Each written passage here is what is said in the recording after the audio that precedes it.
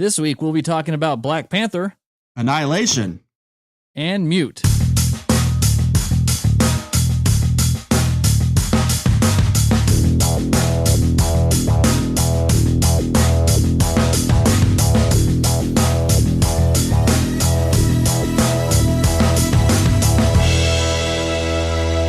Welcome to episode 12 of the Harsch Review, a film and TV podcast. My name is Sean, and with me is my brother Ryan. Hey, everybody. And we have a special guest this episode. Oh, welcome okay. Welcome. Say hello to the lovely Jenny. Hey, guys. How you doing, Jenny? Hello. Pretty good.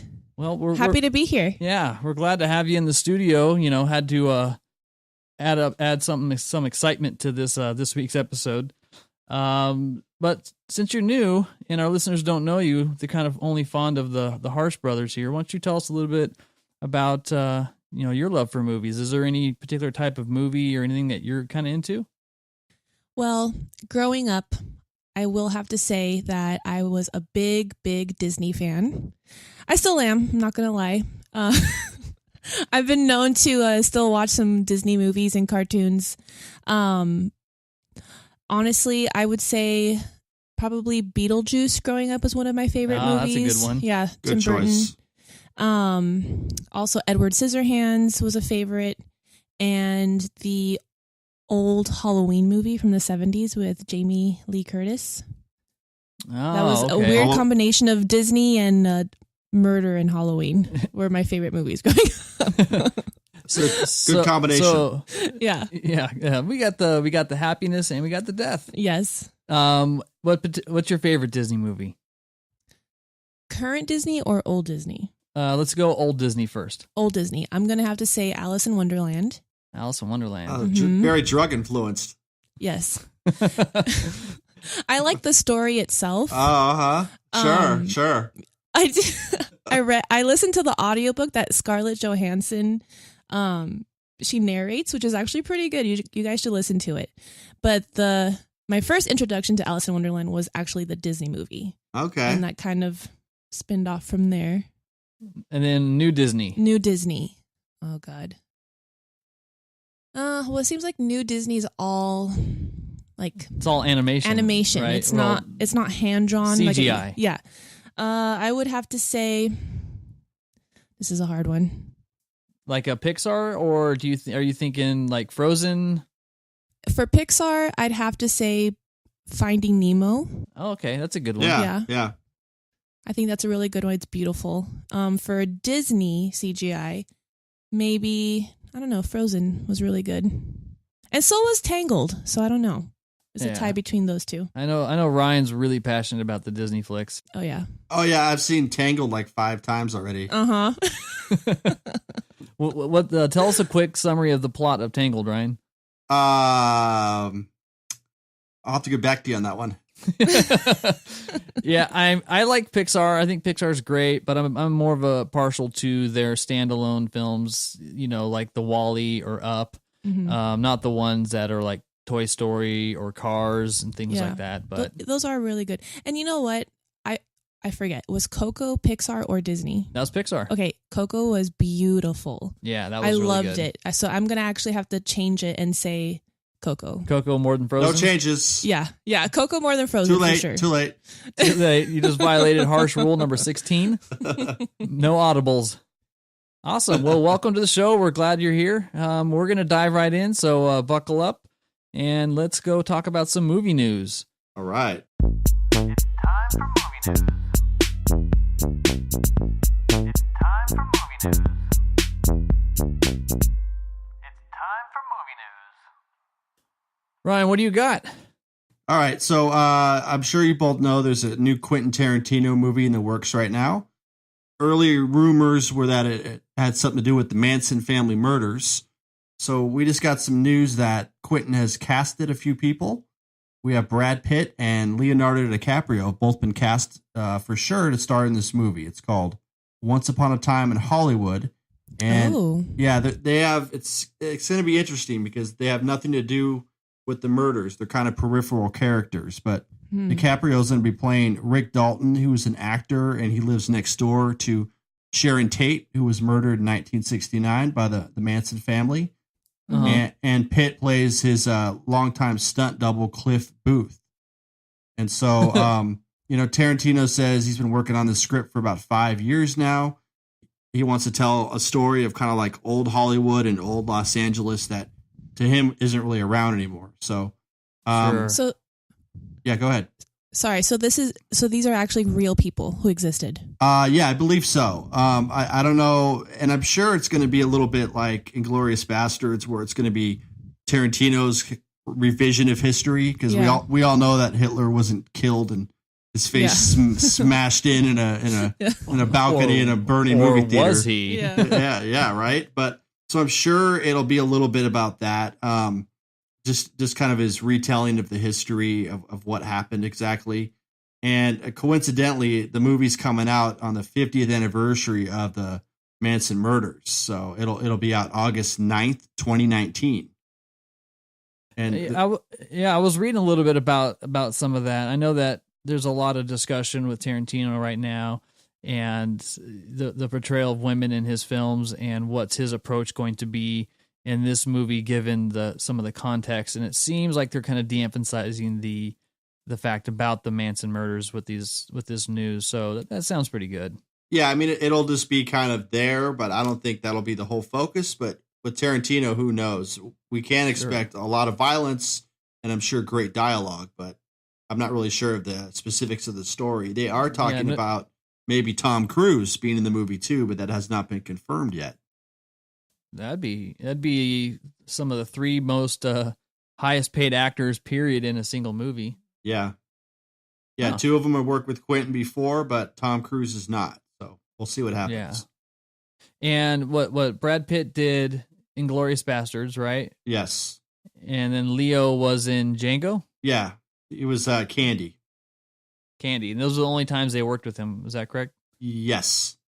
Well, if you want to get technical, Pitt was in True Romance, and that was written by Tarantino. But we'd like to get technical. Whatever. Yes. Yeah, we're getting technical now. Awesome. Yeah. So, yeah, but it'll be out next year, so we have a little while.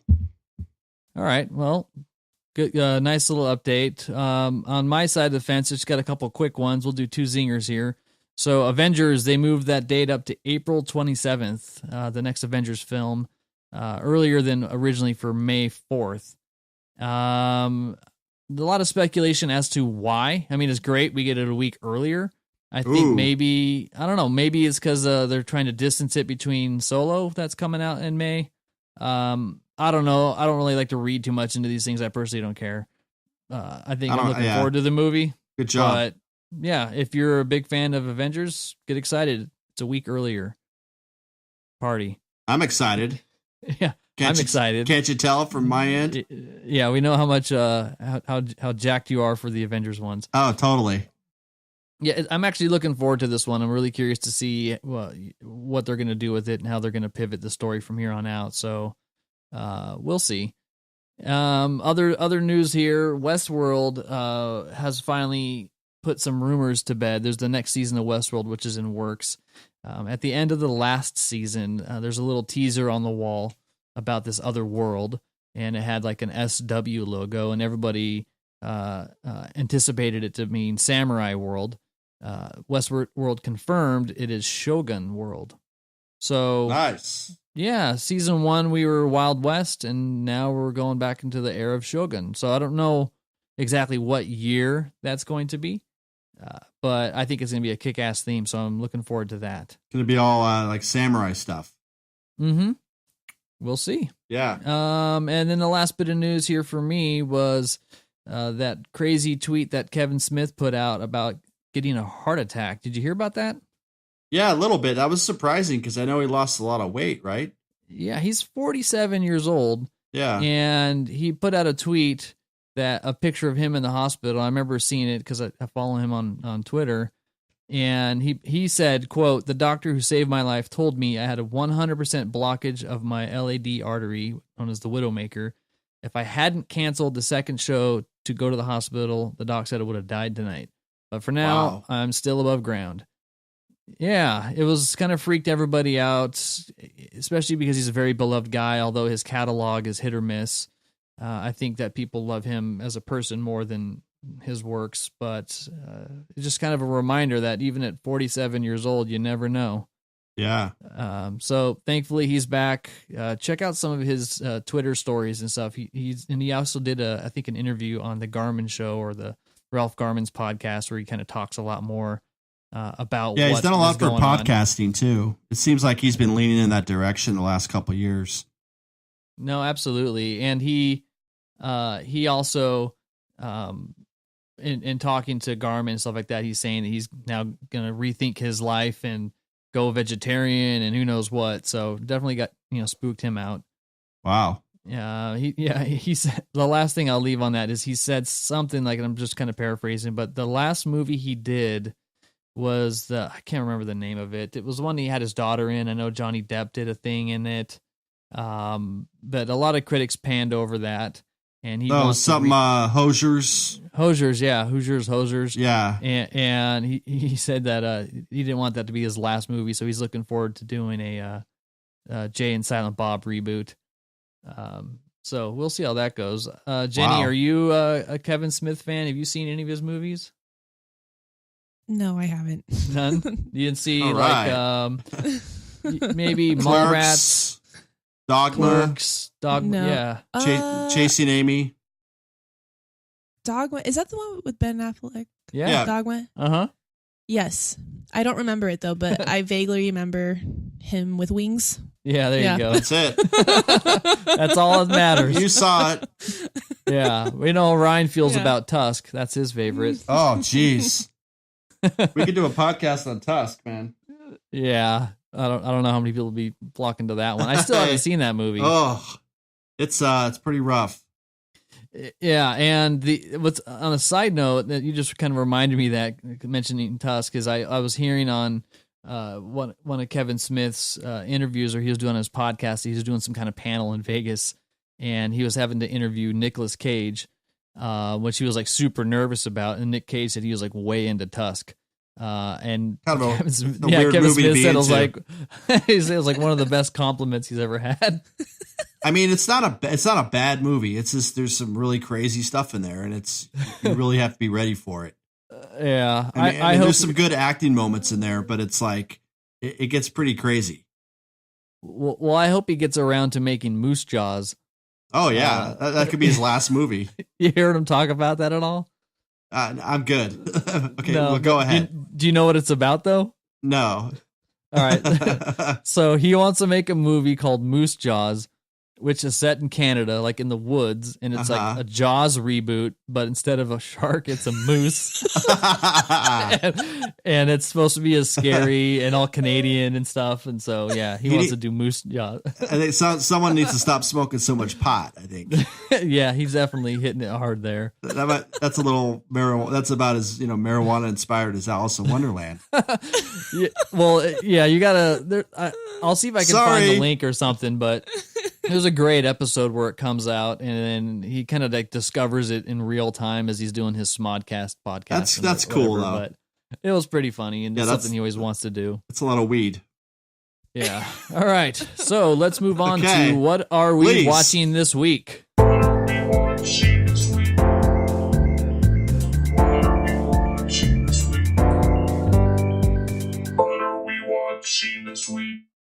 What are we watching, Ryan? What have you been watching this week? Well, I got some movies for you. 2 movies and a show. So one movie I saw was Killing of a Sacred Deer.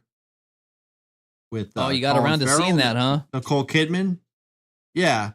What did you same guy who did The Lobster, right? Yes. Yeah. His name escapes me right now. He's a Greek director. His movies are very very crazy. I mean, they're just kind of not alternate universe, but very, very kind of, I don't know, just weird, very surreal. Yorgos Lanthimos. Okay, there you go. Like, I didn't really know how to feel about this movie after I saw it. The kid on the boat in Dunkirk was in it. He did a really good job. Like the whole kind of movie. it's just very kind of creepy. But I read too that it's based on an old Greek tragedy, so it completely made sense to me after I saw this. But I mean, I don't want to give too much of it away, but it's it's worth checking out. But it's pretty dark. Is it weirder than Mother? It doesn't go out there as Mother does, but you saw Mother? No, not yet. I just heard it kind of compared to that. You've just been putting that movie off for a couple months, haven't you? I know. I'll get to it. Yeah, I'm sure you will. Yeah, is it a rental? I'll get to Tangled. Definitely a rental. I don't know if I'd watch it again, to be honest with you. I mean, it's one of those movies. It's like, yeah, I saw that. Check. And you saw Lobster, right? I did. I like The Lobster a lot. Yeah, I saw that one. You see that one, Jenny? Lobster? Yes. Yeah, that was the I kind of liked how you don't find your love, then you get to become the animal of your choice, and you're out in the wood. I don't know. It was weird. Movie. Yeah, it was very strange. It was strange, but I do like John C. Reilly. He was in that, so. That's right. Yeah. Good so boy. yeah. So we got second movie I saw. It Comes at Night, which was a Redbox rental, and it had. You know anything about this one? It sounds really familiar. It's basically like one of those post-apocalyptic, like maybe zombie type movies where it's with Joel Edgerton, and he's with his family and they live in the woods and they're, apparently hiding from some people that are out to get them. And so it sounds like a lot of people are just kind of fending for themselves after some kind of disaster. And then they welcome another family into the dynamic, and it really changes a lot of stuff. So it's it's very much of a slow burn. I enjoyed it a lot. There's not like a whole lot of actors in the movie, so it's pretty self-contained in this house that he's in. But I enjoyed it. It's worth checking out. Okay. I've heard of it. I know I haven't gotten around to seeing it yet. It looked pretty cool. It looked kind of very suspense driven. Yeah, definitely that. I'd check it out. It's good. All right. It Comes at Night. It Comes at Night. And my final one is a Netflix show that dropped last Friday. It's called 7 Seconds. And I'm almost done watching this. I'm on the last episode. It's a 10-episode run. And I really like this show. It has a lot of like timely themes. It's basically set in Jersey City, where a cop commits a hit and run on an African-American teenager. And then it talks about the fallout, and then it leads you up to the court trial and everything at the end. So a lot of kind of like heart-rending moments in this show, but great acting, great story, a lot of twists and turns. Really enjoy it. I mean, there's some kind of bleak aspects to it that remind me of The Wire a little bit, but definitely came along at the right time, considering all the stuff going on in the news lately in the last couple of years. How did you hear about it? One of those things, just flipping through Netflix and then needed a new show to watch and put that one right on. You gave it a go? Gave it a go, and I got right into it. All right. Harsch approved? Harsch approved. I give it my stamp of approval. All right. So, Jenny, what about you? What have you been watching? Anything new? Yeah, I actually I kind of binge watched The Handmaid's Tale last weekend. Oh, that's on Hulu, right? Yeah. Handmaid's Tale. Handmaid's Tale. It is really good. Yeah. What's it about? It's originally it was a novel written by, I believe, Margaret Atwood. Uh-huh. I haven't read the book, but I had been meaning to watch the series, and I finally watched it last weekend. And it's basically I'm like a dystopian future. And so in this future, the government has been overthrown, the United States government. And basically, women have a hard time having children. For whatever reason, in this dystopian future, people have become infertile. And so there are a very few amount of women who can become pregnant. And so in this future, the government essentially kidnaps these fertile women, and they are turned into the handmaid of like these very powerful families. And so the husbands in these family essentially use the handmaid as like a concubine to have children. Sounds great. Yeah. It's a really disturbing show, but it's really good. I don't know. I It's crazy. finally got around to watching this one as well, because as I was doing a little bit of research for Annihilation, Alex Garland did a Ask Me Anything on Reddit, and somebody asked him, like, what have you been watching lately? And he said Handmaid's Tale. If you haven't seen it, it's a must-see. So I was like, all right, I'll give it a go. I remember seeing it on Hulu for forever, just never saw it. But when I did see it, yeah, I would agree it's awesome. Yeah, it is good. I like it. Cool. Handmaid's Tale. So you recommend that to anybody? Yes. I think everybody should see it. Even Okay. like 5-year-old boys? No, not 5-year-old boys. I think anybody maybe 15 and older can see this. Okay. Let's clarify Yeah. things a little bit here. Yeah. Yeah. All right. What else? Anything else, Jenny? I did. I actually, with all the Marvel movies coming out, especially Black Panther, it's on my to-do list to see every single Marvel movie. And I finally saw Captain America for the first time. The first Avenger. Yes. What did you think? I really liked it. It was really good. I have to be honest, I fell asleep halfway through it. Shame on you. But not because it wasn't entertaining. How just because un-American of you. Anything that I start watching after 8:30, it's pretty much guaranteed I'm going to fall Dunzo. asleep. And so I watched it over a span of like 3 days. That's very American. And this is 8:30 a.m. everybody. So Oh man, no. So I liked it. I enjoyed it. And I didn't realize Tony Stark's dad was a character in this. Yeah. Because I've already seen Iron Papa Man. Stark. Yeah, so I'm like, oh, that's an interesting connection. So, yeah. Now, yeah, this was the first Avenger, and it's kind of the first one in like the Marvel line. So when you go back, kind of watch it, and it's a good one. I think it still holds up pretty well. Kind of get you kind of started.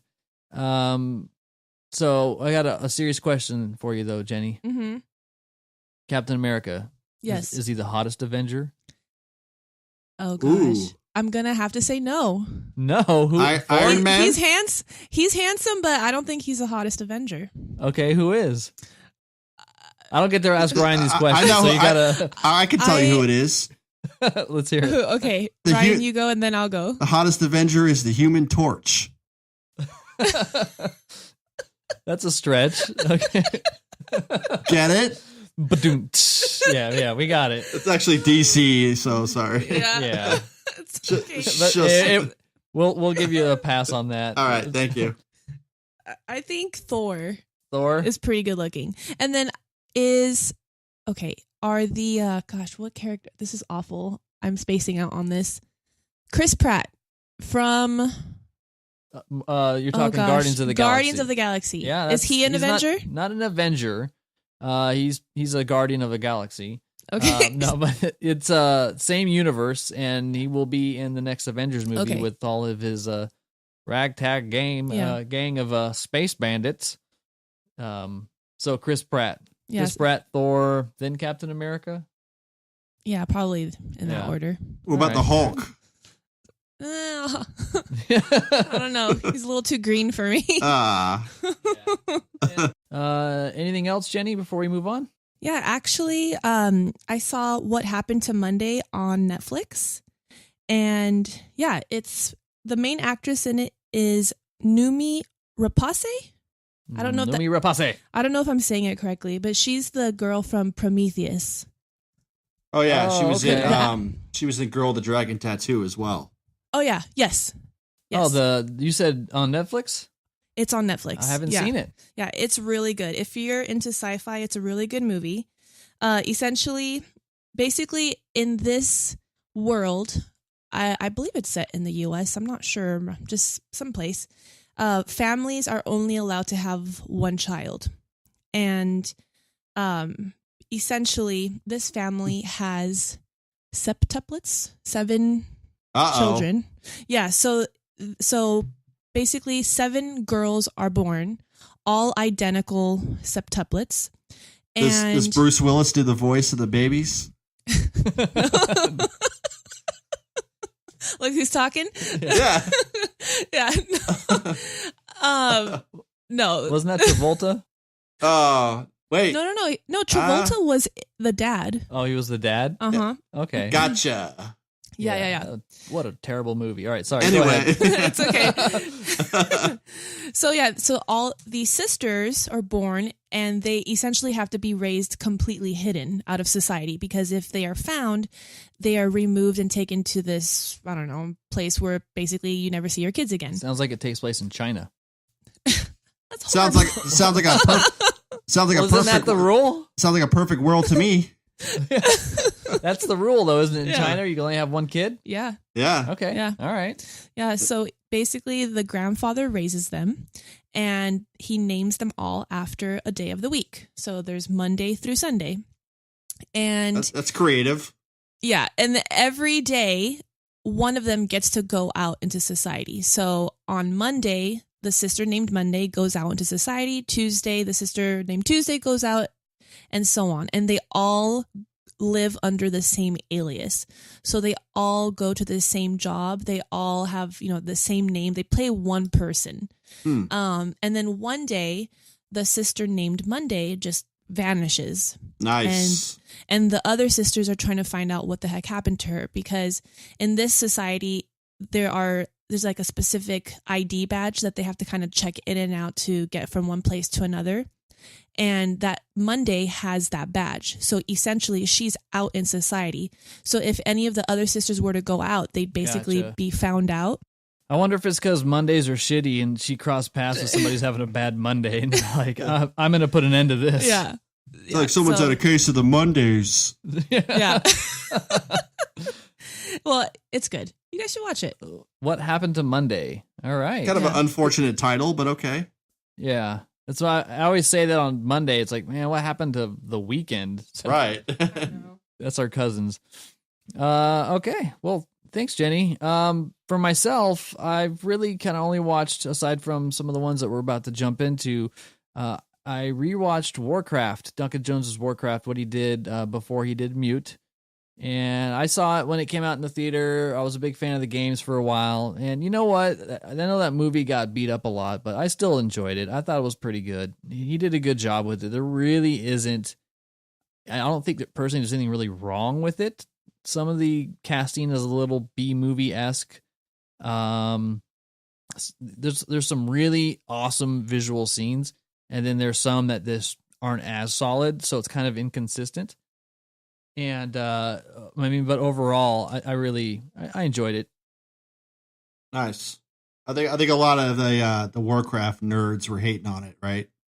Well, Like it's yes not like and no. the game. It's like, yeah, I know, because you're not sitting there watching it for 36 hours straight. So of course it's not. Of course it's not like the game. Dude. You can't binge on it. Well, I think maybe Yeah. the reason why for Warcraft is you got the Alliance and the Horde, and this movie tried to blend the stories of both of them. It really felt like they went into it trying to do too much, and almost as if they knew it wasn't going to be a trilogy or anything like that. If they really set out to maybe take more of a Lord of the Rings approach, where maybe you start off with just an Alliance-focused movies, which are all the good guys in armor, and then the Horde, which are all the orcs and everything, on the second movie, and then maybe in the third movie they clash together or something. I think it would have done more world development, and they could have brought in a lot more stuff from the games rather than just locations and characters. So not as many Easter eggs as you would have thought. For what it was, though, it's a heavy CGI movie that didn't get heavy CGI funding, and it does show. But the story, those are my favorites. Yeah, I know. The story is actually pretty good for what it is. If you don't know anything about Warcraft, you'll enjoy it, I think, because of how simple it is. But it does feel a little bit like a sci-fi movie, like the Sci-Fi Channel type movie at times. It does feel a little bit B-movie-esque when they weren't really intending to. Is it better than Sharknado, though? I haven't seen Sharknado. I apologize. Well, there's like 4 of them out already, so I think you're kind of behind. Yeah. Well, have you seen it? I have. Oh. I've seen 1, 2, and 3. Well, that's going to do it for this week, folks. My name is Sean. We'll be back next week with a new host. Yeah. I think we found it in Jenny. Hey. Sorry, Ryan. I'm taking over. This is an intervention. Yeah, we need to talk. Other than Warcraft, I started watching The Looming Tower on Hulu. Okay. I don't know why I pay for Hulu. There's like nothing good on it, but I do. And this came out actually last Wednesday, and it's a story about pre and post 9/11 and how we could have prevented it, or how the CIA knew information that they weren't sharing with the FBI, and vice versa. And how, I mean, the tagline for the whole thing is the Looming Tower, mistakes were made. And and so they released 3 episodes. It looks like they're doing either 3 episodes a week, or it's going to be 1 a week after this. I don't know. I wish they would just give it to y'all at once. Are they hour-long episodes, or? They are. Jeff Daniels is the main actor in it. Plays a royal prick. He's like the director of FBI, and he kind of spars with the director of the CIA. And then Robert Gates, I believe, from the Clinton administration. And it kind of starts off right during the Monica Lewinsky scandal, and it's all based off of factual things. So it's pretty interesting. It's well made, and they did a pretty good job so far. I'm just kind of curious, how far are they going to take it? Are they going to go right pre 9/11, or are they going to do, is the actual attack going to happen around the 5th, 6th episode? Like, I don't really know what pace or how it's going to go. It's kind of like in 1997, 98 right now. Yeah, I think it's all the build up to the actual event. It's from a book by the guy who wrote the Scientology documentary. Oh, Lawrence Wright. Yeah, Going Clear. Yeah. Same guy. Yeah. Yeah, it's what I mean. I know you dig it, so you should check it out. Yeah, I'll get to that. And Jenny, if you give it a go, make sure you start it earlier than 8:30. Okay, I'll do my best. AM. All right. Well, thanks for sharing all your guys' flicks this week. If you guys haven't seen any of those, check them out. You heard it here first. And now let's move on to our main discussion this week. We're going to be talking about Black Panther, Annihilation, and Mute. You guys ready? Yes. Jenny? Yes, I'm ready. All right, let's do it. Okay, so I'm gonna kick it off with Black Panther here, but before we dive in, we're not holding back. So if you haven't seen it, we're gonna be talking about spoilers. I really don't think there's much of a way to avoid that and have a good discussion for this particular film. Same applies for Annihilation. Same applies for Mute. So hopefully you can jump in and out, or you can pause it, watch it, come back, check it out.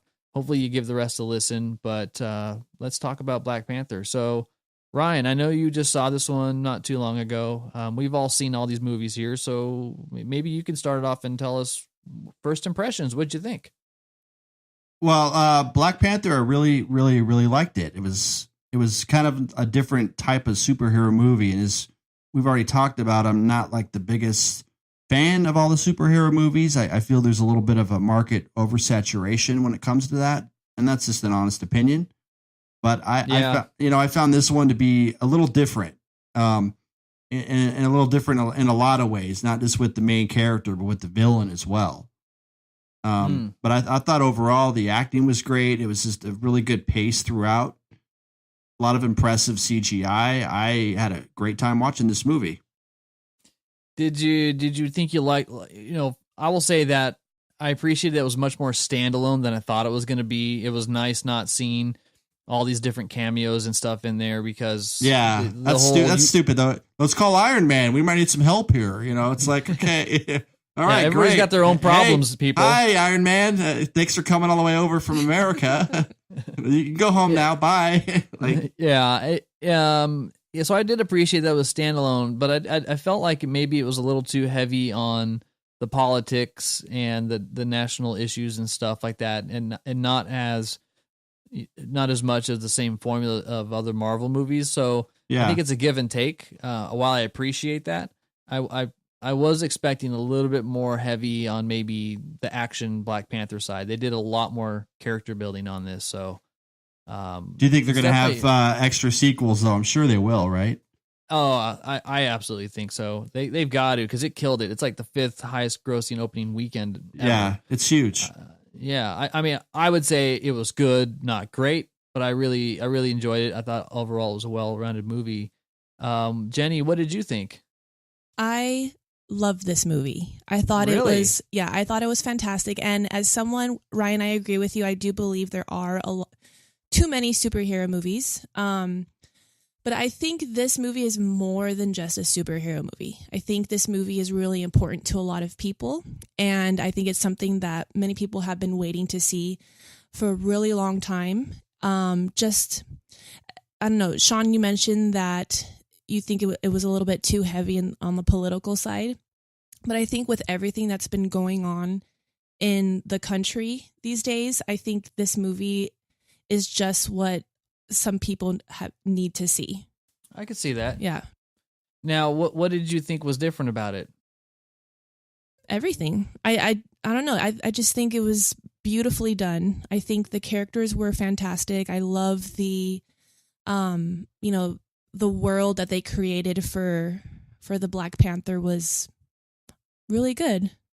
Yeah, it's nice to see a very strong and heavy African American cast that leads a movie that just kills it in Hollywood, which kind of makes, I don't know, it breaks a formula that should have been broken a long time ago, and it just kind of shows you that there is a huge market that is not getting represented when they go to the movies, and it's great to see that a story like Black Panther and a comic book character for all that is kind of what's going to, I think, break the floodgates open and kind of realize there's a lot more stories to be told. The audiences are not getting what they need. And clearly people responded very well to this. Yeah. And sorry, Ryan. Oh, it's all right. Go ahead. Well, I think one reason I like this movie a lot too is because it touches on a lot of different emotions. Yeah. I see, like, we go to like Captain America, Avengers, like sometimes those movies seem just a little heavy-handed and kind of almost cheesy to me. And with this one, I never really felt that. I mean, there was some really funny moments in the movie, like genuinely funny. There was some really touching moments in this movie, like deeply touching kind of scenes. But overall, it was just, it had like a lot of dynamic range in terms of the emotions and the psychology of the characters too. And it had a villain in it that you never really kind of thought was a villain. I mean, that's kind of how I looked at it.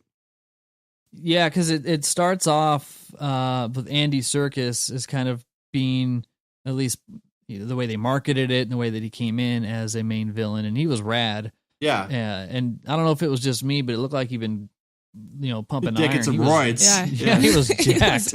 I think it was juicing. It was, totally. And I mean, he doesn't stay in the movie too long. He's out, I think, by the midpoint. Yeah. And then Michael B. Jordan's character was kind of positioned as being the main villain within this. Well, I mean, different motivations. I read an article recently where, Chadwick Boseman, who played T'Challa, kind of agrees with this, in that a lot of fans are taking this stance, is that in this movie, it's T'Challa who's the enemy, and it's Killmonger who's maybe not so much the hero, but the one who's trying to achieve greatness. Mm-hmm. And I think that's a really interesting perspective to take. Whereas, like, Killmonger, even though he might seem a little malicious, he wants to help other people and give a liberation to a lot of different people. Yeah. And it's T'Challa who's kind of holding him back with this stuff he has. And, T'Challa has privilege. Killmonger was born not in privilege, and he was kind of abandoned by his family. So it's a really good kind of perspective to take. And it leaves it open to interpretation, instead of just having everyone look at it one way, which is, those are always the best movies to me, where everyone has kind of a different perspective, and whatever your opinion is or take on it, it's totally okay because you saw the movie. Yeah, that's an interesting point, because one person was a man of inaction, protecting his culture, and then the other person saw how they were being more selfish.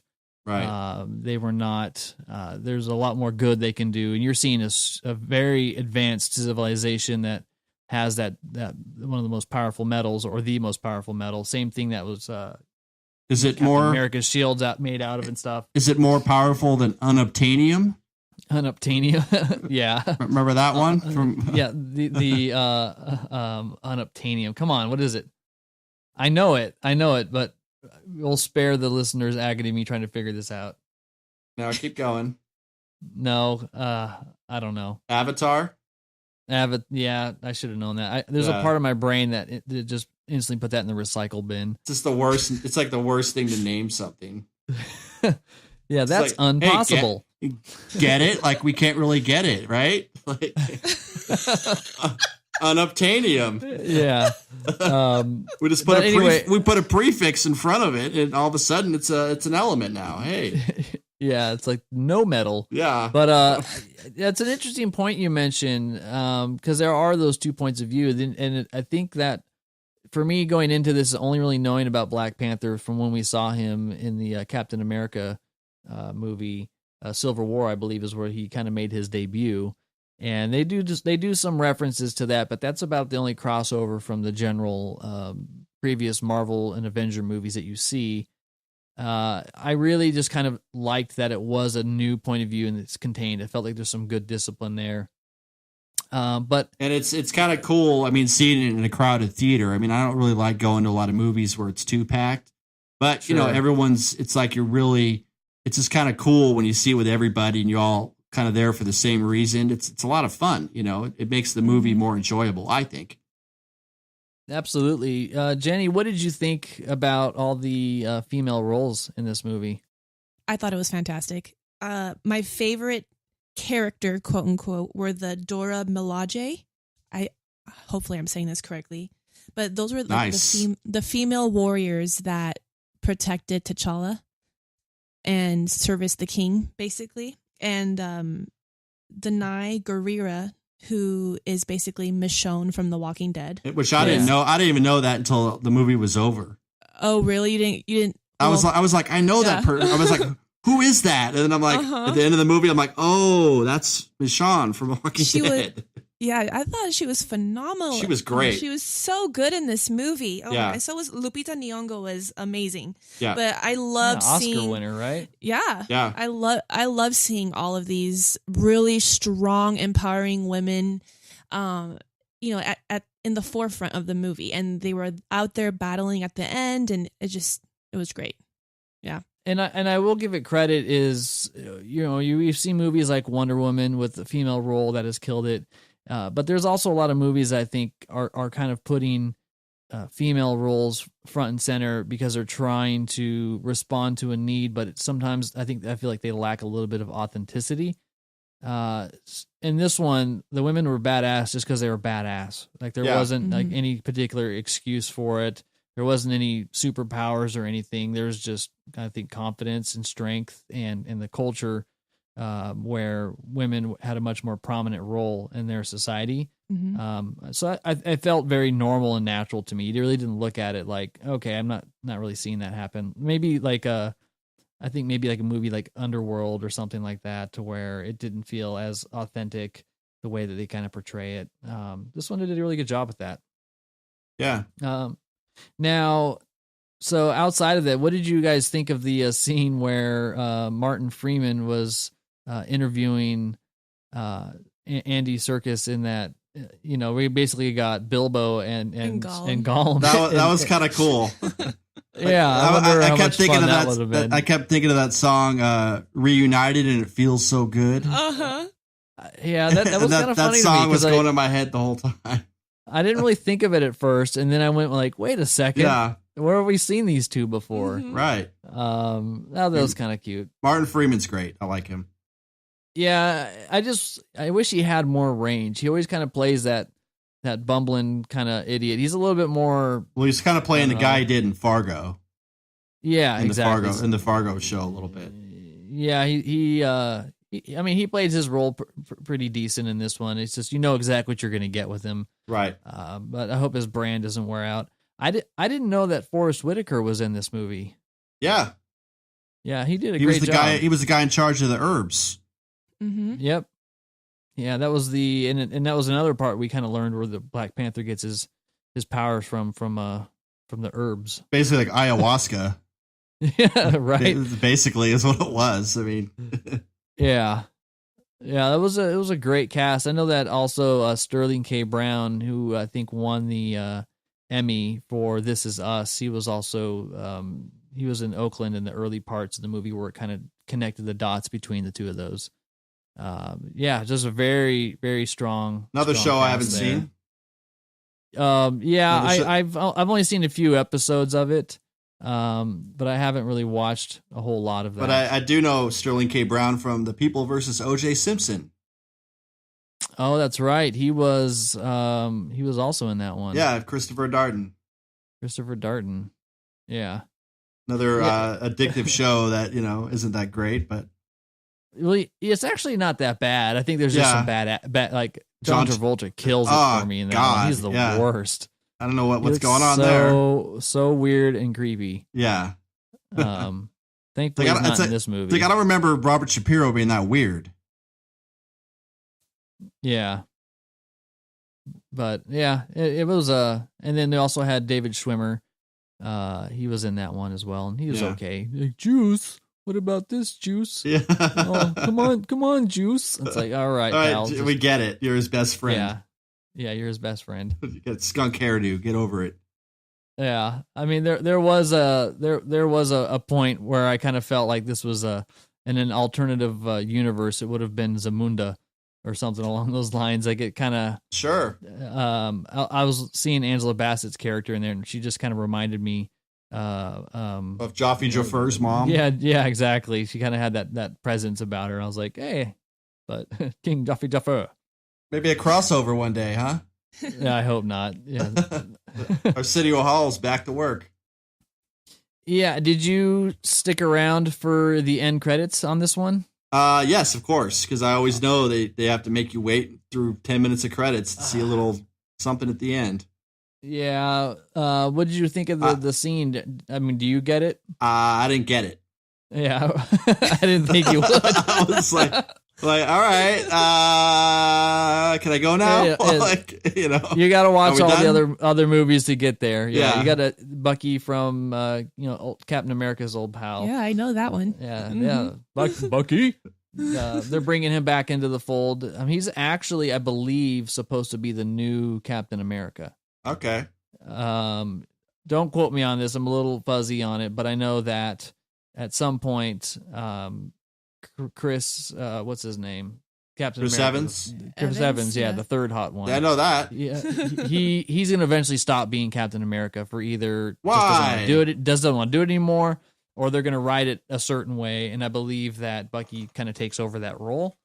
But there's also, and I'm probably just hatching the hell out of this. So you're lying now. If you know, please correct me. But at some point, Captain America becomes more of like a title rather than an individual, and that torch gets passed to Bucky in some way, like James Bond. Yeah, but immortal. I don't know, maybe something along closer to those lines. Yeah. But yeah, exactly. Like James Bond is supposed to be a code name, not an actual person. Oh, yeah. I didn't know that. It's like the myth or urban legend around his character. Can we go back to talking about OJ again?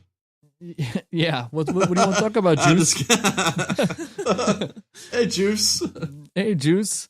And so outside of that, though, I think that this is a pretty strong movie for Marvel Studios. And I think it's going to up the game on these following ones that come, because there was a much more substance and probably the best acting out of all the Marvel movies in this one period. Agreed. I don't know. I just kind of felt that way. It didn't really feel like it was relying on any gimmicks or the marketing did a great job of not giving too much away. But I thought overall it was a good movie. I don't think it was great. I think there's a lot more hype and things around it that are kind of bigger than the movie itself. But it definitely earns all that credit. All right. Any last words, thoughts, feelings, Jenny, Ryan? No, I'm just looking forward to the sequels. Yeah. Yeah, definitely. Black Panthers. Yes. Plural. do like the Alien Right. treatment to it. All right. So what's next on the list? What do we got? Annihilation. Annihilation. Tell me about it, Ryan. What do you got? Well, I saw both of these movies over the course of a weekend, and it had to be like one of the best weekends ever. I saw Annihilation on a Saturday and Black Panther on a Sunday. And Annihilation, I really like this movie. It was amazing. I knew you'd like it. What's that? I knew you'd like it. Yeah, it was just really, really well done. I'm a huge fan of Ex Machina. And I mean, right after the movie, I started reading the book, and the book was, a lot different than the movie, even though I think the author gave his stamp of approval. I mean, basically, Alex Garland is kind of took an impression of the book and then made the whole movie his own thing. But I mean, the whole movie, you're just like, basically you have this Area X they don't know what's going on in it. It's been kind of sanctioned by the government. And Natalie Portman's character, whose husband's recently returned from a mission to that Area X, and who's gone into like some kind of a coma, she goes in with this other team to see what's going on. And then once you're inside that place, it's like you are with them. You don't know what's going on. You're completely disoriented. And that pretty much persists through the entire film. And it's great how he does it, because it's like a lot of movies, you're just like, okay, I kind of know what's going on. In this movie, you have no idea. Yeah, that's very intentional as well, which I think it was a little too intelligent for some people, and I don't mean that in an insulting way, right? Because this was not distributed in Europe in the theaters. It's Netflix, I think, on March 12th or 13th. Interesting. I mean, it has a lot of more like kind of European sensibilities, though, because people in Europe, I mean, they're going to see. You'd think they'd see movies like this and understand it, because to me, it's kind of like, and you made this comparison, it's a lot like 2001, where it's kind of like a science fiction art film. I would agree. I agree. I mean, that's what Kubrick did with 2001. I mean, you had all these kind of cheesy B science fiction movies, and then you have 2001, where it's like, you'll have 20 minutes of nothing, just no up talking. The game. Yeah, and certain sequences in Annihilation, there's like a 15 minute sequence at the end of the movie where she's kind of meeting her double, and there's like no talking in that at all. Yeah, it was a trip. That was a trip. And I mean, you don't know what's going on. So I really liked it for those reasons alone. Yeah, but so I was saying is that the studio kind of got cold feet, saying that it was too heady, maybe a little too intelligent or intellectual for the movie audience, which is pretty damn insulting. And so they didn't release it in Europe. They just did a U.S. Release, and it's going straight to Netflix. I think in a week and a half it's coming out in Europe, which definitely is going to mean it's going to get bootlegged a lot earlier. It could kill any potential revenue it would make on Blu-ray sales over here in the States. So I was a little disappointed how they treated it, because after I saw it, I think it should have been released everywhere. Jenny, what did you think of this one? Yeah, I think it's definitely worth seeing in the movie theater, and I kind of feel bad for the people in Europe who are, not going to get the whole experience seeing Europe. It on the big screen. I mean, it could, because it is a really governor. Yeah, it's a really stunning movie. It is, and it's one of those, I think that even if you're not a fan of science fiction, you should go watch it, just because you're going to be so confused. You just watch it for how pretty it is. Yeah. Because there were some moments in the movie where I'm like, what the hell is going on here? You could cuss on here. It's all right. Yeah, I felt like I was going on a wild ride, honestly, because at the end, I thought I kind of knew what was happening, and then the end came, and I'm like, oh, never mind. Everything I thought in my brain is totally out the window now, because I see like some, modern dancing alien with Natalie Portman. I'm like, I don't know what's happening here. But just the life when they enter the shimmer, and like the shimmer is the border of this area of land that is being infected, I guess you could say. And the plant life in there, is beautiful and very colorful. And what I find fascinating is the whole time that they are in the shimmer, you see, even when horrible things are happening, there's a constant like reflection or the lighting. There's always some sort of rainbow that you see. And it can be in the background or the flowers, anything. There's always some sort of rainbow spectrum visible. And they touch on that in the movie where they talk about how the shimmer in the world of the shimmer is like a prism refracting all DNA. Yes. So it's like that prism that's a good thing you brought up because that's kind of one of the driving metaphors of the movie. Mm-hmm. Yeah, it's really sometimes very disturbing. Yeah. And really gross, but it's also really beautiful. Yeah. Well, and what you mentioned earlier is what I really appreciate about this movie, and it didn't really kind of click for me until the end. It's one of the ones where after you see it, you need to marinate on it for a bit. Oh yeah. So you can truly understand it. But what I'm really meaning to say is that your experience as a viewer is reflective of the experience of the main characters. So when you're confused, they're kind of in the same boat. And when you're experiencing something weird, or you're like, wait a second, how did we get here? Like, I remember the first time it kicked in is they go inside the shimmer and they're walking around, and you don't really get a perception of like how long are they going to be in this area. It's basically like you're going into the jungles, so to speak. Yeah. And then the movie just does a hard, fast cut to Natalie Portman's character waking up in a tent. And you instantly go like, wait a second, they set up camp? And you instantly think like, did I miss something? Like, yeah. And then they start talking and they're kind of going like, I don't even remember going to sleep last night. And so it's like, it's very subtle, but you start to kind of pick up on it. Like, oh yeah, we didn't see any of that. We're just as disoriented and confused. Like they all have memento disease where they have like, no short-term memory. So you're just as disoriented as they are the whole time. But as a viewer, you might not actually realize that that's happening as it's happening. And that's what makes this movie cool. Yeah.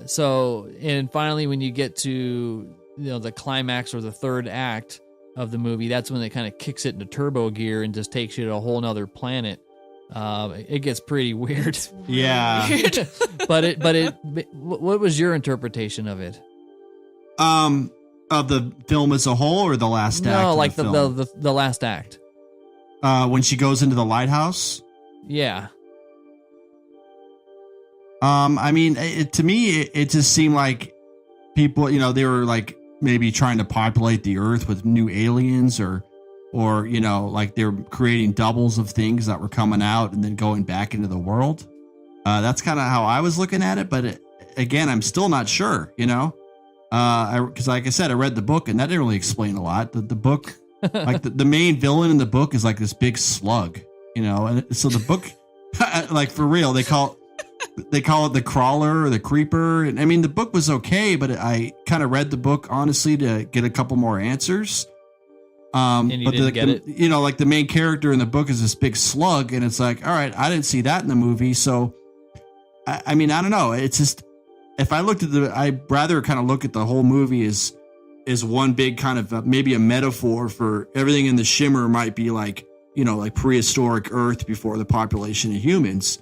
And then this stuff happens when people come along and they kind of infect it, so it's like a really kind of like, to me, it's a big ecological theme where you have this beauty that's kind of being destroyed by an infection of another race that are kind of stepping in there. Yeah, that there's a lot of parallels there. I think that one of the things that they did explain in the movie is that because they had a botanist and they had different specialized scientists and things that were the four women that went in there, and they said that the DNA between all life forms was shared. So what was happening is that living creatures like animals and then the plants and the humans, DNA started kind of getting mixed together the longer you were exposed to the shimmer. Like mutations? Yeah. So in other words, your body, depending on because how do I describe this? So if you haven't seen it, you don't really care, then you'll follow along. Hopefully I'll try to describe it from that point of view. But Natalie Portman's character is the only surviving one of these four women that head in, because the other women that came before her got what they needed. And they were in a position where it was okay for them to die. And so therefore, because their DNA had that type of bias, they became one with that. So in other words, one of the girls kind of knew it was her time, and she got peace and resolution, and she's kind of like turning into a plant, so to speak. Yeah. And another girl had cancer, so she was really driven, knowing that like this is a one-way road for me. So what am I going to get out of this? But Natalie Portman's character didn't deal with those same type of. She wasn't affected the same way as her peers were, because she had different motivations and different intentions. So And she got eaten by a big warthog. Yeah, that was the other girl. Yeah, right? Exactly. Was that what it was? Like a giant warthog type thing? It was a bear. It was a bear. That was cool though, man. Yeah. And so everybody had something else to where essentially, because Oscar Isaac is in it, which we did mention. And well, hold on a minute. That bear thing, wouldn't that be like a man bear pig? Man bear. Yeah, I think that's kind of what because I remember like from the South Park episode, that kind of looked like the drawing that Al Gore was trying to show everybody. That's a man bear pig. Yeah. Right? Yes, it kind of does look like the drawing from South. Of course, you bring that up. Thank you. We're talking about a man bear pig. This up right now. Hold on. But the I'm super what did you think cereal. of that scene?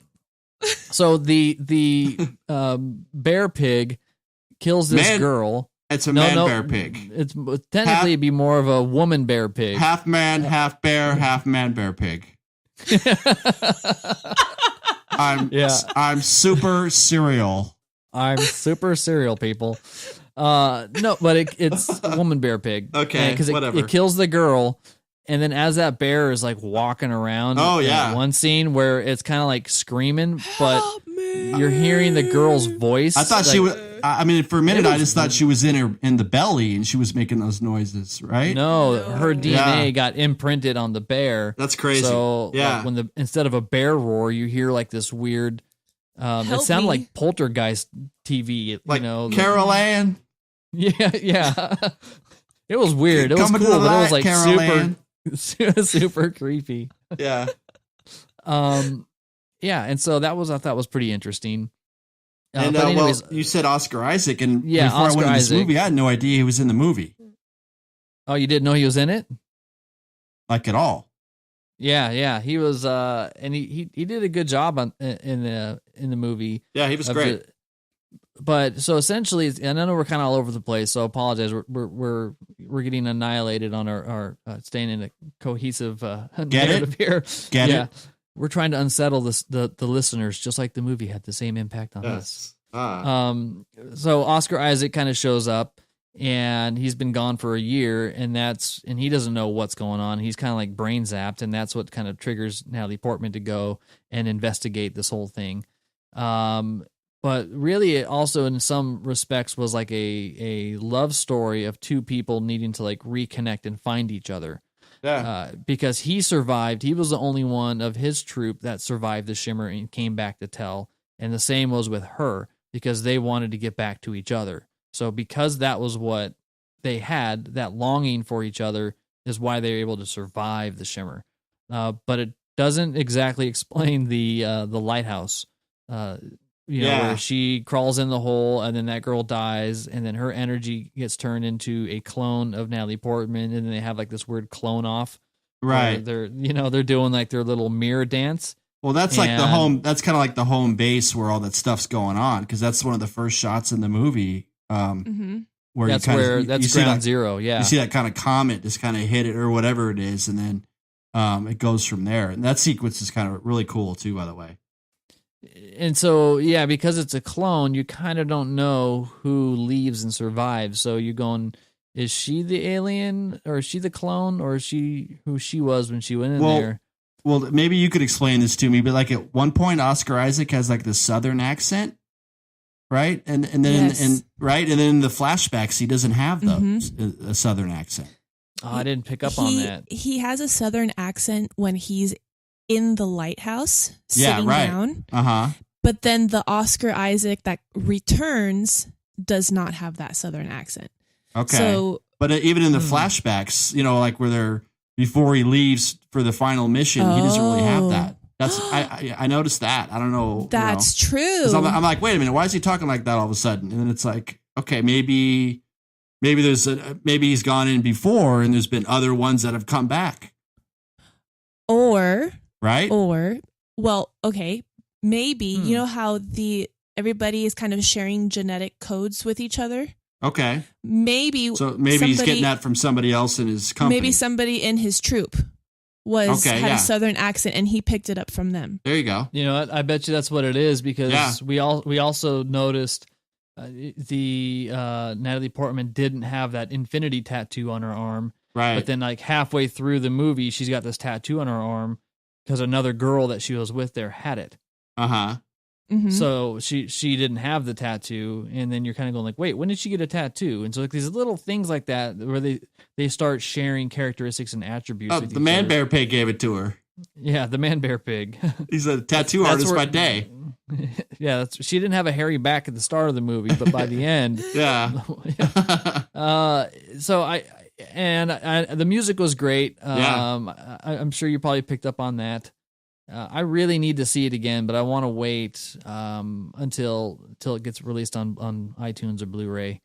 If I think you haven't seen it and we just ruined everything for you, still go see it. You have to. It's a good cinematic experience. But I'm glad that like this movie, within maybe 6 months, this movie and then Blade Runner are, two science fiction films that are, like I said earlier, like total like art kind of films.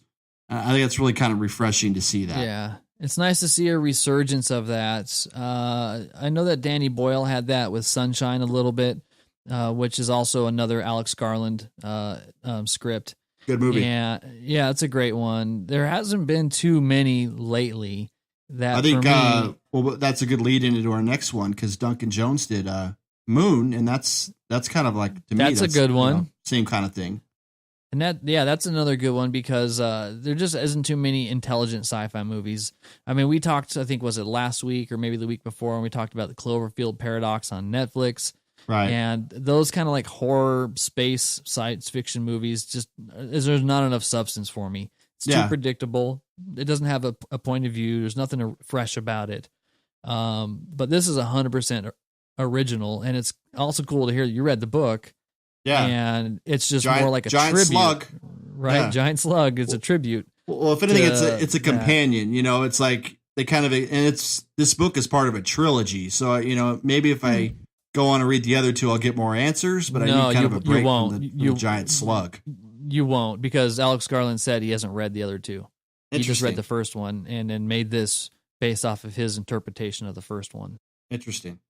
So I've got a question for you, and you can cut this out if you want to. But so you know how the lighthouse is the kind of like the midpoint of where everything is happening in the shimmer, right? Right. And so everything radiates out from the lighthouse.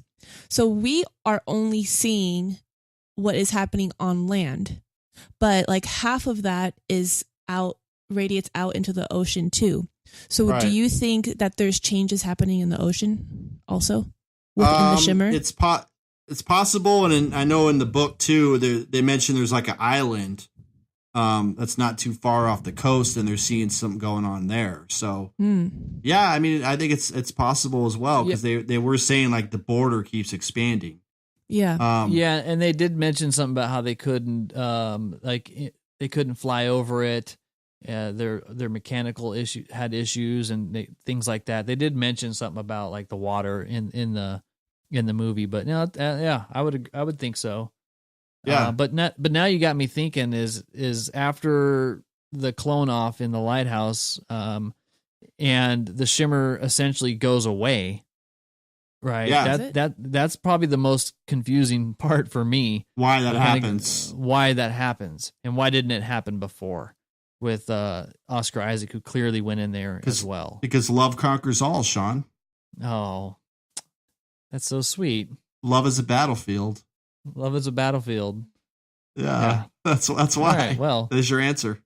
Well, there went our momentum. All right. So moving along now. Let's move on to the next one, Annihilation. I was really impressed. So if you've seen it, we would love for you to share your thoughts. I mean, head over to the Harsch Review at our Facebook page, or just send us something on Twitter at the Harsch Review. Really want to know what other people thought about this one, because we haven't said much about it, but it's definitely one of those sci-fi movies that you need to talk about. Moving on to sci-fi, it was Mute, the Duncan Jones's latest flick. Right.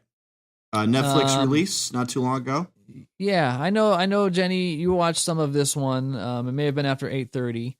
And then you just watched it recently. Is that right, Ryan? Yeah, I watched it. I think I watched it the same night as Annihilation. So I had a kind of a sci-fi day there. What were your first impressions? I really liked this movie. It was different kind of movie. There's two guys in the movie and Paul Rudd and Justin Theroux, right? Yep. And they're kind of doctors. So it's like the whole movie you're thinking, maybe they're good guys, but it turns out, another spoiler alert, that they're not so good. Yeah, they're shitheads. But, which is, I thought it was kind of interesting to kind of show them a lot and give them a lot of screen time. But I thought it was different. And, the kind of the future they showed, it wasn't like too in your face. But I mean, honestly, it takes a lot from Blade Runner, which a lot of other stuff I've seen kind of bites from that Blade Runner, like street scene type stuff. Oh, big time. I know Altered Carbon, if you've seen that one, we could talk about that one another time, but that has that same kind of look to it. So I thought it was good. It's very different, and apparently Duncan Jones had wanted to make this for like the last 16 years. He had this idea going around for a long time, and he finally got to make it. So it's kind of like a labor of love for him. Well, it's funny you just mentioned that, because when I watched Warcraft last week, I was watching some of the making of, and he's doing interviews, and this movie's 3 years ago, and he has like a badge on that just says Mute. And so he was already gunning to make this one then. But essentially, the Mute bartender goes up against the city's gangsters to find out what happened to his girlfriend. What I liked about it, there's some ups and downs in my opinion. I was entertained, but I think it had a lot of issues. Yes, I thought they did a great job with the future sci-fi area. Of course, it didn't really have a whole lot new. It very Blade Runner-esque. But a little bit more street level Blade Runner, not kind of like a cross between Fifth Element and Blade Runner. Yeah, it was just more localized though. So it really kind of felt like it took place in this one little neighborhood, which I did appreciate. I liked that the main character, Skarsgård, he was what was he from? He's a Amish. Yeah. And he had like his apartment was really old timey. Everything in it was authentic. Really did not embrace technology at all. And so it was kind of a nice blend to kind of have somebody in a modern era that, the way that he dressed, the things that he had, analog watch, doesn't have any of the technology. Like drinking water out of like a glass pitcher, like one of those old, glass pitchers. They did a really good character development. I think all the characters around were very well developed. But my main issue with it is it took too long to keep you interested. Yeah. It needed a little bit quicker of a pace, so you kind of really cared about what was going on. It's a 2-hour movie. I think you could have cut off 30 minutes of that. Easy.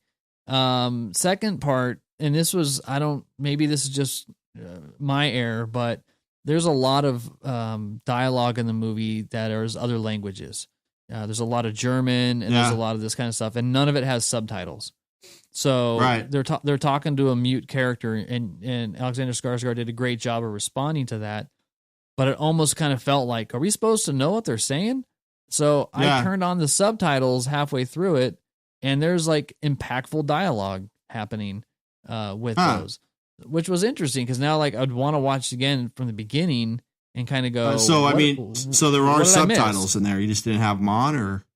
Yeah, well, it says speaking German, and then it says the translation in English. Speaking this, and it says what they're saying. Right. Like, remember that scene when he uses a phone and he's trying to order food, and the guy's talking to him. Yeah, like he's actually saying things to him. But if you don't have the subtitles on, you don't understand it. Right. So a part of Well, me thinks that was intentional, so you kind of can relate to what it's like being the mute. Yeah, it is. I mean, I don't know if you heard Duncan Jones did an interview with on Mark Maron's podcast.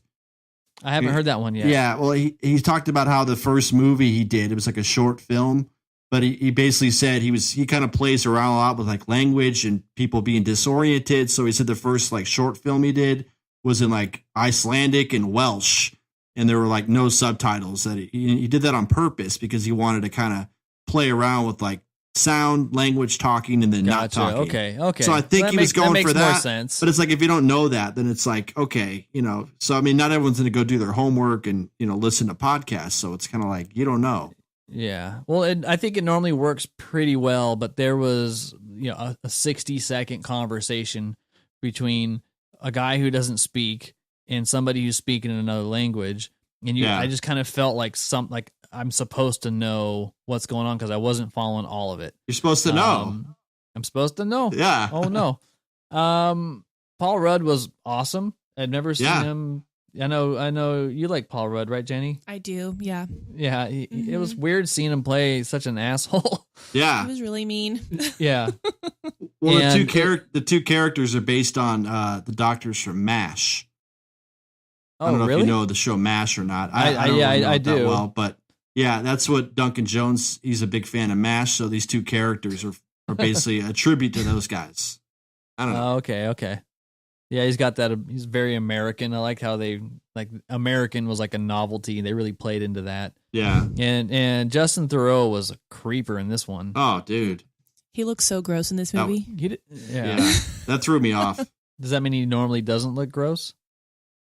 Well, he looked nasty. He had like greasy hair and long. It was just like, ugh. Yeah. But he played a real creep in this one. I thought he was great. So I really felt like the acting was really good.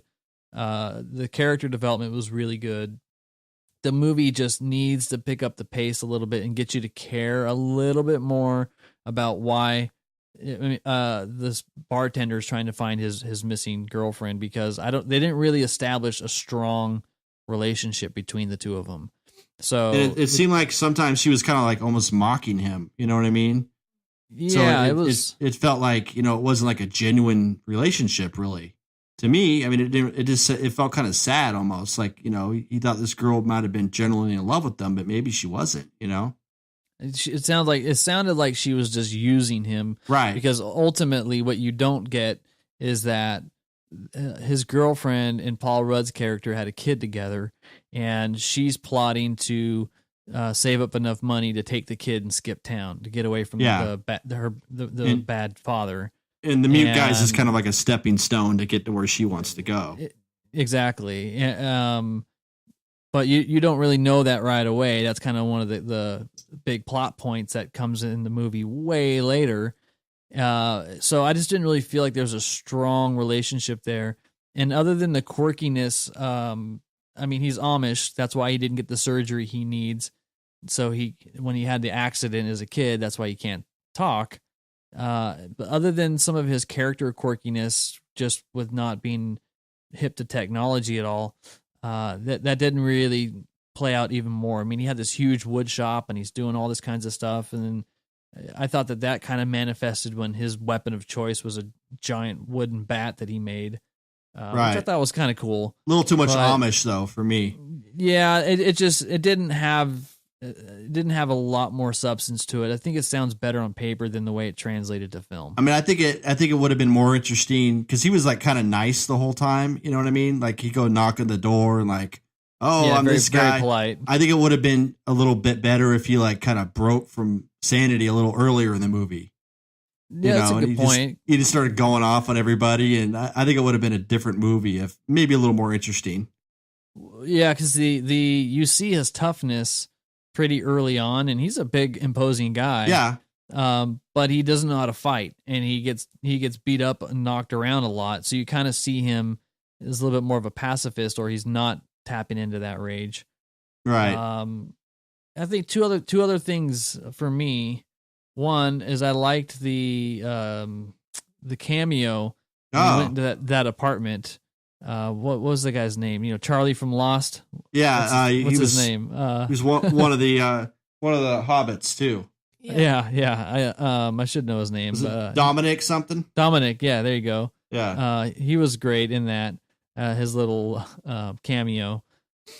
So I liked him, but the part that I didn't quite get and is the sexual Dominic Monaghan. There you go, Dominic Monaghan. The sexual aspects of like this futuristic society, I thought were a little bit too forced. Didn't really make sense. And the example is you're seeing like robot strippers and you know things like that you kind of look at and you go like, what's really appealing about that? It doesn't look good. It didn't look like it was a seductive robot at all. It was moving like a modern robot. I don't know. That was just kind of stupid. The order menu was more appealing to me than the robot stripper. Yeah, because it really looked like something you'd see at Disneyland. Like, oh, that's kind of cool. But know? it's like, then like the robot dolls in the bed, and it was like, all right. Yeah, why? Yeah, what's going on How here? does somebody get off on this? It didn't look like you could get it. I don't know. Yeah. I knew what I think I know what he was trying to go for, but that part just didn't really. It just kind of mashed up a couple. Wasn't necessary. Like, kind of like Cloverfield, where it just kind of mashes up different things, I think. But I think with like sci-fi movies, I'm not trying to defend the guy, but it's like a lot of stuff's been done, you know? So it's almost hard not to imitate some of these movies. But I don't know. I didn't really see it as an imitation. I just kind of felt like they really act like everybody's like sexually corrupted in the future. And the girls hanging out over at the brothel house and just other aspects like that. Yeah. That were just the way that it was kind of portrayed. It just felt too intentional. Didn't feel organic to that future. Any other thoughts about it? Jenny, what did you think of the scene where the knife went into Paul Rudd's throat? That's a good scene. Yeah. If you were sleeping, then you would have missed that scene. I have to be honest. You remember that, right? Yeah, I have to be. I've been mute this whole time, haha, because I saw the first maybe 20, 30 minutes, fell asleep, and then I woke up right as a knife was being put into Paul Rudd's throat, and I wake up to this like this gurgling sound. Like, what the hell is going on? I completely missed the middle. I can't. It's not fair to. Well done. Yeah, I don't really. That's a good thing to wake up to right there. That's okay. I knew that would be kind of funny. Yeah, they let him live way longer than I thought they would. It was horrible. They kept going back there. That reminded me of the scene in Private Ryan where the guy got stabbed. Remember that with the knife? Shh. Oh god. Yeah, that was terrible. That was a brutal scene. Yeah. And so that brings me to this other thought is he gets the knife in his throat and he can look at the monitor of his daughter who's upstairs, and Mute goes and grabs his dead girlfriend and kind of takes her outside by a tree and sits in his sadness. And that was weird too. Justin Theroux's character shows up, sees his buddy is dying, tells his buddy like, you shouldn't have been an asshole to me, and then goes up to the room of the little girl, and this guy's a pedophile. Yeah. So he's watching this guy go and take his daughter on the TV screen as he's dying. Right. So as much of an asshole Paul Rudd was, you still emphasize that he was very protective of his daughter. So he had some good moral standards when it came to what his kid was exposed to and stuff like that. Some. I mean, he took her to a brothel half the time. I know. You know? But for what it's worth, like you did kind of go like, he was all right, trying. That's not cool. He was trying.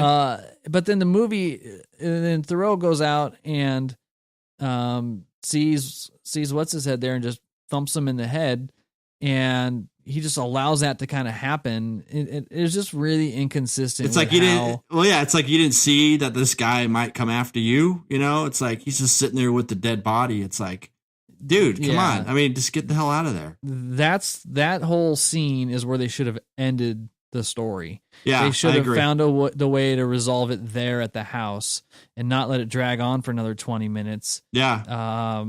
that part I felt like was, and maybe this because it's a passion project of Duncan Jones, he just wasn't being biased enough for I think so. what was needed. If they would have, once he kills Paul Rudd, if he would have gone outside, then the other guy comes and he grabs a girl, then he sees what's going on and he intervenes and he saves the little girl from this pedophile at that time, Right. resolves it at that time, and then takes her to her grandma. Like, the movie would have been way better. Yeah, it kind of it went a little long. But it's if you guys saw it, let us know what you think. I enjoyed it. It's definitely worth checking out. It's on Netflix, so I suggest just watching it and giving it a thumbs up to support this kind of content on Netflix. It's nice seeing movies that easily could have been in the theater get this kind of exposure, and all for what, $12-13 a month. Yeah. I mean, I would have paid that just to see this movie. So definitely pretty excited about it. Yeah. All right. Well, there it is. Mute. Yay. Yay. Annihilation All and Black Panther. Yeah. Annihilation, Black Panther, Mute. All right. Well, And that the People will do versus it. O.J. Simpson. People, yeah, of course, you had to get that plug in there. And Finding Nemo. Manbear Yeah. Finding Manbearpig. There you go. All right, ladies and gentlemen. Well, we thank you very much for stopping by. If you haven't done so already, go check out our new Patreon site over at patreon.com/The Harsch Review, HARSCH. If you want to support the podcast and all the fun that we're having for as little as $1 a month, you can support the Harsch Brothers. So sign up today at patreon.com/The Harsch We're starving. We need food, people. This is not funny. I need top ramen. Beef flavor, not chicken. Shrimp. Chicken is superior. The shrimp, that was when you're like, yeah, I get those two little shrimpies in the cup. Right? Yeah. That's what I'm talking about. This flavor is Came not up. available in the Right? packet. Score. Yeah. And other than that, you can always find us over at Twitter, Instagram, or Facebook at The Harsch Review. Thanks you guys so much for the support and great communication around what your guys' favorite movies are. We'll be back next week. I think we're going to be talking about the Oscars, and we've got a big episode on Batman right around the corner. Nice. So be sure to plug in for that. Can't get enough of that Batman. Yeah. We're gonna have Matt Bat. Nice. Yeah, not for human consumption podcast. He's going to be joining us on that one because he is the Batman expert, where I was on his podcast as the Indiana Jones expert. So we're going to return the favor and invite the wolf into the henhouse on this one. And I'll be mute for most of that one. Yeah, we'll get you your homework list on that. Okay. But anyways, thanks again, guys. We're going to call it. My name is Sean. And I'm Ryan. I'm Jenny. And you guys have a good one. Bye, guys. Bye.